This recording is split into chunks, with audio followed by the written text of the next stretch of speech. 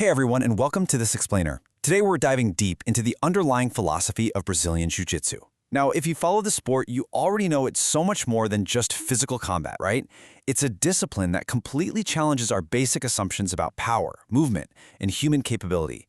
So we're going to break down the absolute core concepts that define this practice and really look at why its unique mindset has completely revolutionized modern martial arts. Let's get into it. All right, kicking things off with Section 1, More Than a Sport. Let's take a look at the core elements of BJJ.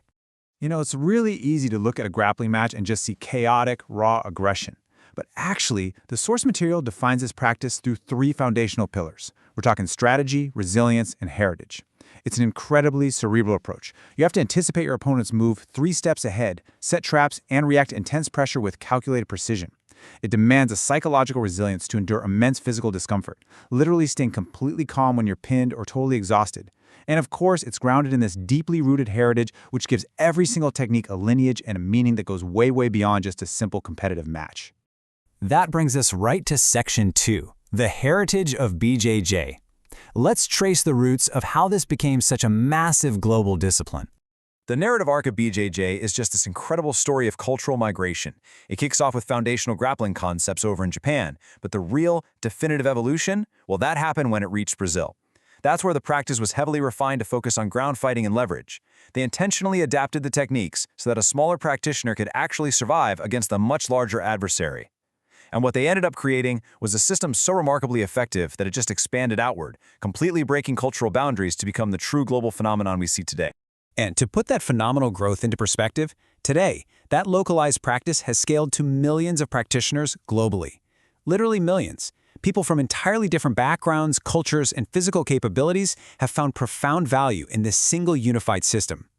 It really just highlights how universal the core tenets of BJJ truly are, proving that the desire to master your own body and mind is something that absolutely transcends geography. Which leads us perfectly into Section 3, the BJJ way. We're going to explore the philosophy of contrast. So, you might be wondering, why are millions of people so drawn to this? Well, it really boils down to a radical shift in how we view physical confrontation. It's all about technique over strength. Normally, we just assume the bigger, stronger person is going to win by default, right? But BJJ proposes that the precise application of mechanics, leverage, and anatomical positioning can completely neutralize pure physical size. By understanding joint manipulation and literally using the rigid structures of the human body against itself, a smaller individual can safely control and overcome someone twice their size. It acts as the ultimate physical equalizer. And hey, if technique overcomes strength, well, it naturally follows that the mind overcomes the muscle. Ultimate victory in this discipline doesn't come from who can exert the most force, it comes from out-strategizing your opponent. It basically turns a physical struggle into a dynamic, high-stakes game of human chess, where intellect, patience, and resilience are the true engines driving you forward. You aren't just fighting a body, you're actively solving a complex, constantly shifting kinetic puzzle while under immense pressure.